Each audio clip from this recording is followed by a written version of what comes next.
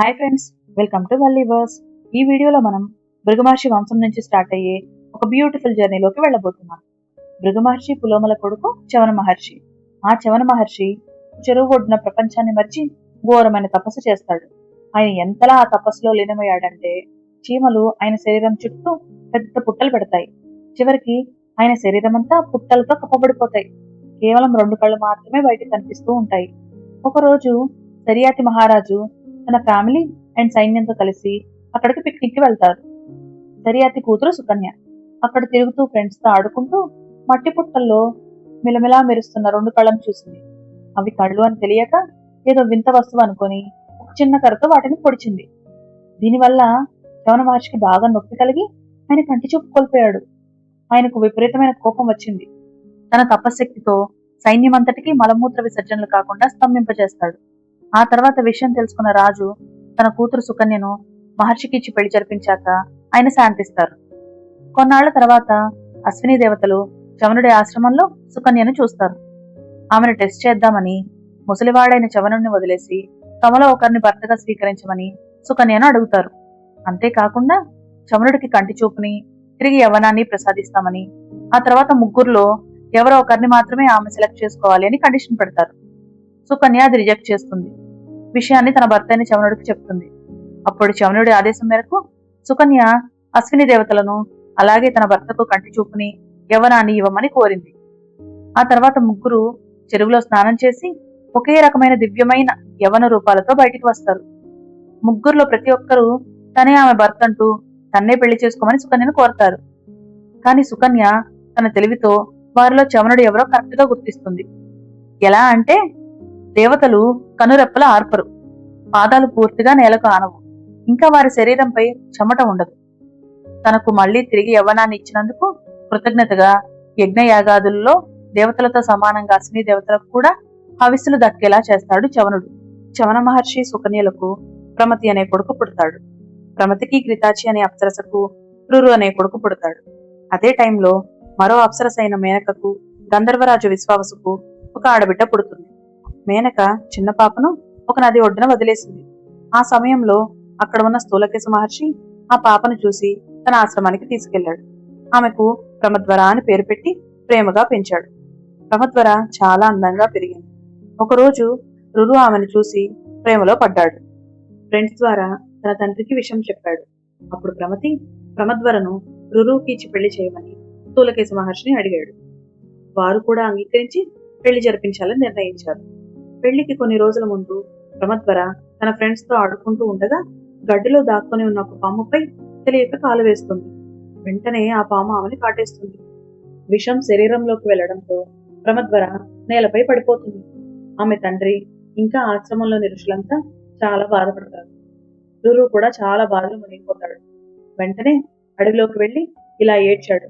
నేను ఎప్పుడైనా దానం చేసి ఉంటే, తపస్సు చేసి ఉంటే, పెద్దలను సేవించి ఉంటే ఆ పుణ్యఫలం వల్ల నా ప్రియమైన ప్రమద్వర మళ్లీ బ్రతకాలి అని.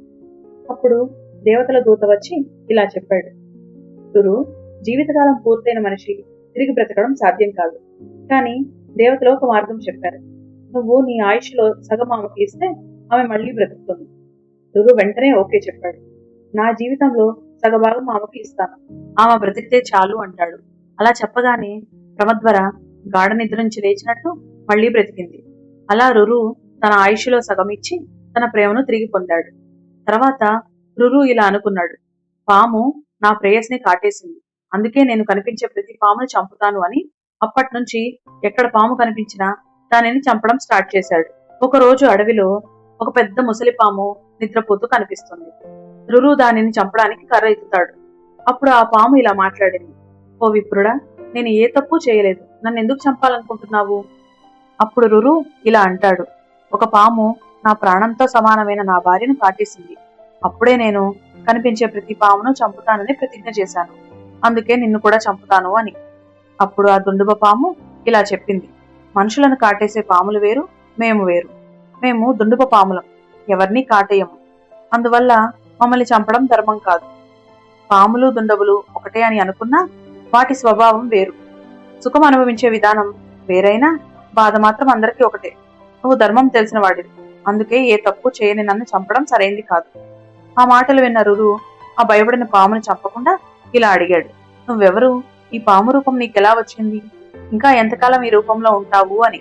అప్పుడు ఆ దుండుబ పాము ఇలా చెప్పింది, పూర్వం నేను సహస్రపాద అనే ఒక ఋషిని. కగుము అనే నా స్నేహితుడు ఎప్పుడూ సత్యం మాట్లాడేవాడు.